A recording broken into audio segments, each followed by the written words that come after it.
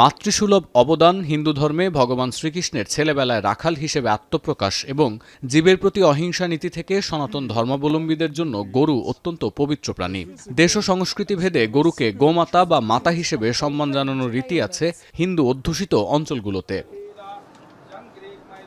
বিশ্বের সবচেয়ে বড় হিন্দু অধ্যুষিত দেশ ভারতের রাজনীতিতে হিন্দুত্ববাদী চেতনার সঙ্গে খুব নিবিড়ভাবে জড়িত এই গরু। 2020 সালে করোনা মহামারীর সংক্রমণ ঠেকাতে গোমূত্র সেবন নিয়ে জোর প্রচারণা চালায় দেশটির বিভিন্ন হিন্দু সংগঠন, যোগ দেন রাজনৈতিক কর্তা ব্যক্তিরাও। নয়াদিল্লি সহ বিভিন্ন স্থানে বড় জমায়েত করে গোমূত্র পানের আয়োজনও দেখা গেছে। আর গেল এপ্রিলে উত্তরাখণ্ডের বিখ্যাত পঞ্চগায়ত্রী মন্দিরে তীর্থযাত্রীদের জন্য পঞ্চগব্য বা গোমূত্র সহ গরুর 5টি পবিত্র উপাদানের মিশ্রণ সেবন বাধ্যতামূলক করা নিয়েও ভারতে ব্যাপক সমালোচনা হয়েছে। এবার ভারতের উত্তরপ্রদেশে কৃষকদের কাছ থেকে গোমূত্র সংগ্রহের একটি পাইলট প্রকল্প শুরু করেছে যোগী আদিত্যনাথের নেতৃত্বাধীন সরকার। প্রতি লিটার গোমূত্র কেনা হচ্ছে 10 রুপিতে। প্রজেক্টটি সফল হলে ভবিষ্যতে প্রতি লিটার গোমূত্র 20 রুপি দিয়ে কিনবে উত্তরপ্রদেশের সরকার। এপিবির খবর, বুলন্দ শহরের 15টি গ্রামের বিভিন্ন জায়গায় 200 লিটার ধারণ ক্ষমতা সম্পন্ন ট্যাঙ্ক স্থাপন করা হয়েছে। প্রতিদিন সংগ্রহ করা হচ্ছে 500 লিটার গোমূত্র। সংগ্রহে সহযোগিতা করা নারীদের প্রতি লিটারে 2 রুপি করে কমিশনও দিচ্ছে উত্তরপ্রদেশের সরকার।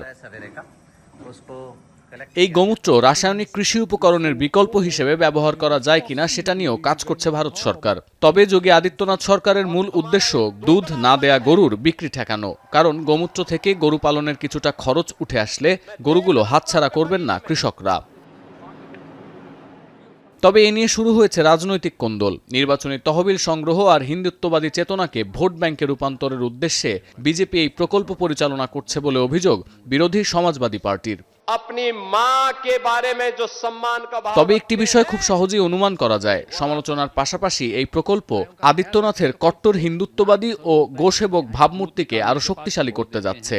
কারণ নরেন্দ্র মোদীর উত্তরসূরি হিসেবে রাজনৈতিক মহল ও গণমাধ্যমে প্রায় আলোচনায় আসছে যোগী আদিত্যের নাম। ভারতের কোথাও কোথাও কৃষিকাজে প্রাকৃতিকভাবে মাটি উর্বর করতে এবং পোকা দমনে গোমূত্র ব্যবহারের প্রচলন আছে। এছাড়াও 2017 সালে সরকারি পৃষ্ঠপোষকতায় আইআইটি দিল্লিতে গোমূত্রের ওষুধি গুণ বা কার্যকারিতা বৈজ্ঞানিকভাবে যাচাইয়ের কাজ হয়েছে, যদিও আশানুরূপ কোনো ফল আসেনি সেখান থেকে। সতীর্থ কর্মকার, এখন বিশ্ব।